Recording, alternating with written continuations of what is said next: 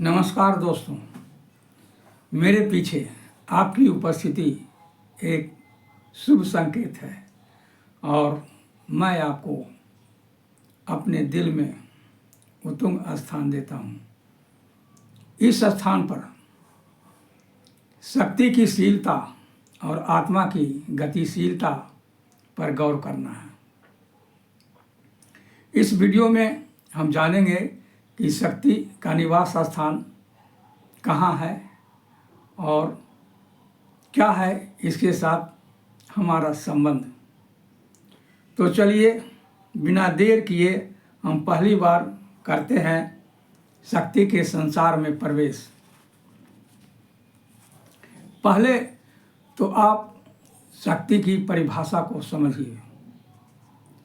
आदि अंत रहित साधन को शक्ति कहते हैं और शक्ति है क्या, इस सवाल का जवाब है समय का सार ही शक्ति है।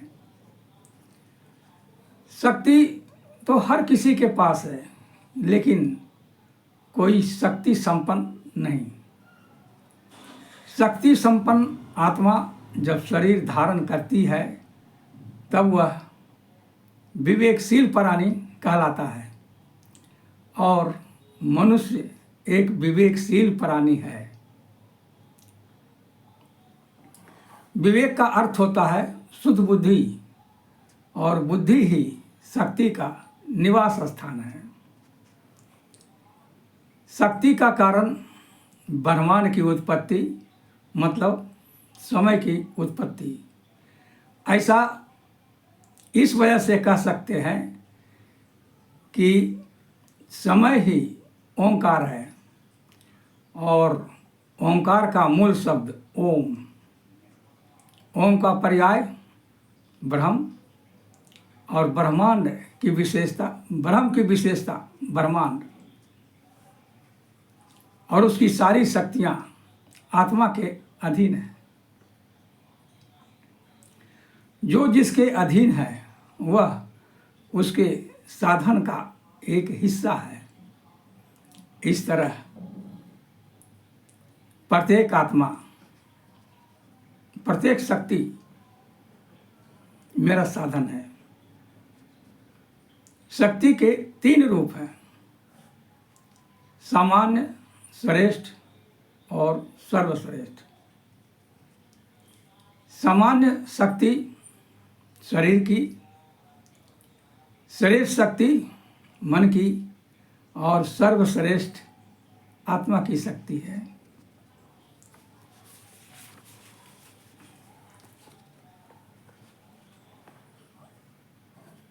सामान्य शक्ति का उपयोग अन्य प्राणी कर सकते हैं, लेकिन मनुष्य सारी शक्तियों का स्वामी है। वह उन शक्तियों का स्वामी है जिन्हें हम ब्रह्मा विष्णु महेश की शक्ति कहते हैं, दुर्गा सरस्वती गणेश की शक्ति कहते हैं, हनुमान की शक्ति कहते हैं।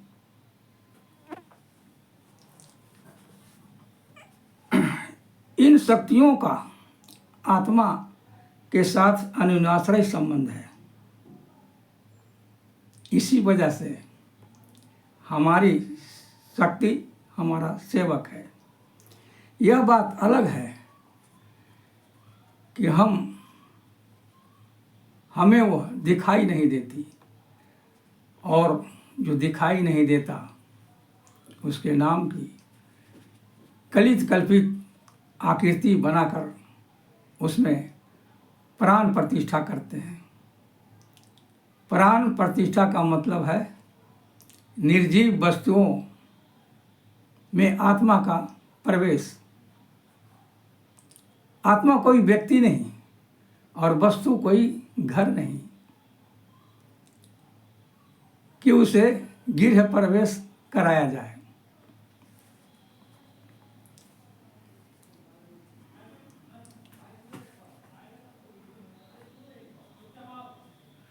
आत्मा किसी मूर्ति में प्रवेश नहीं कर सकती और शक्ति बुद्धि के बाहर नहीं आ सकती, और बुद्धि हमारे भीतर है तो शक्ति बाहर कैसे? उसकी तलाश बाहर करना गोदी में बालक नगर ढूंढ हो रहा है। दूसरे शब्दों में समझा जाए तो हरिण की कस्तूरी हरिण के नाभि में होती है, लेकिन उसकी सुगंध को लेकर हरिण अपने नाभि को नहीं देख पाती, नहीं समझ पाती और बाहर भटकती है, उसकी खोज करती है, उसकी तलाश करती है। हम समझते हैं कि हमारी भी कुछ ऐसे ही स्थिति है, लेकिन उसकी तलाश और मेरी तलाश में थोड़ा अंतर है, क्योंकि वो पशु है और मैं इंसान हूँ। यह बात अलग है कि हमारा विवेक भी शून्य हो गया है, तो हम उसके जैसा हो गए हैं, लेकिन फिर भी इंसान है, इसलिए हमारी तलाश थोड़ी अलग ढंग की है। हम शक्ति की तलाश करते हैं, जो शक्ति हमारे भीतर है, और शक्ति को हम भगवान मानते हैं। इस वजह से शक्ति की तलाश करना भगवान की तलाश करना है। और भगवान हम कहाँ कहाँ तलाश करते हैं बताइए? पेड़ पौधों में, पशु पक्षियों में, यहाँ तक कहते हैं कि कण कण में भगवान, मतलब हर कण हर वस्तु में भगवान है, लेकिन कहीं संतुष्टि नहीं मिलती। तब क्या करते हैं? एक आकृति बनाते हैं जो कलित कल्पित है, और उसको कहते हैं, उस आकृति को यही शिव है, यही शंकर है, यही सरस्वती है, यही दुर्गा है, और तब उसमें आत्मा का प्रवेश कराते हैं। अरे शक्ति वो है, शक्ति की मूर्ति है, तो उसमें आत्मा का प्रवेश कैसे? क्योंकि आत्मा में तो सारी शक्तियां हैं, और उसको वहां प्रवेश करा रहे हैं। ऐसा करना शक्ति के प्रति हमारी अज्ञानता को दर्शाता है।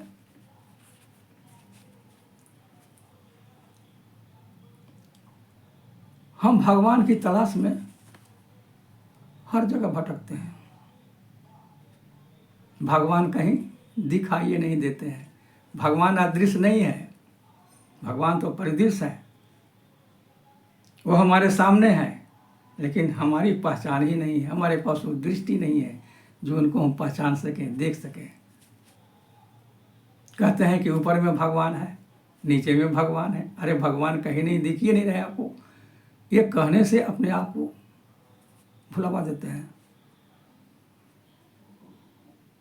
और किसी चीज़ को भगवान मान लेते हैं। ये मानने की प्रथा जो है बहुत ज़बरदस्त है। जो हमको कुछ समझ में नहीं आया, जो कुछ नहीं दिखाई दिया, जो सत्य है उसको हम मान लिए, झूठ को भी सत्य मान लिए, अमूर्ति को भगवान मान लिए। अब बताइए, अगर एक लाठी को हम बंदूक मान लें और लड़ाई के मैदान में चले जाएं, वहाँ गोली पिस्तौल चल रही है, हम लाठी निकालेंगे तो लाठी से तो गोली नहीं चल सकती। नतीजा क्या हुआ? हमारी हार हो जाएगी। तो मानने से कुछ नहीं होता है, मानने से जिस चीज़ को हम जो मान रहे हैं वो उसके अस्तित्व में नहीं आ सकता है, तो फिर उसका कोई अर्थ ही नहीं रह जाता है। और मान कर काम चलाना अपने आप को धोखा देना है, अपने आप को हार की ओर ले जाना है। इसी वजह से हम हर जगह पर हार रहे हैं, कहीं हमारी जीत नहीं है। अंतिम तक हारते हैं, जब तक जीवन है तब तक हारते हैं, कहीं जीत नहीं मिलती है। इसका कारण एक ही है कि सत्य को समझना और जानना नहीं चाहते हैं। और इसकी जानकारी कौन दे सकता है?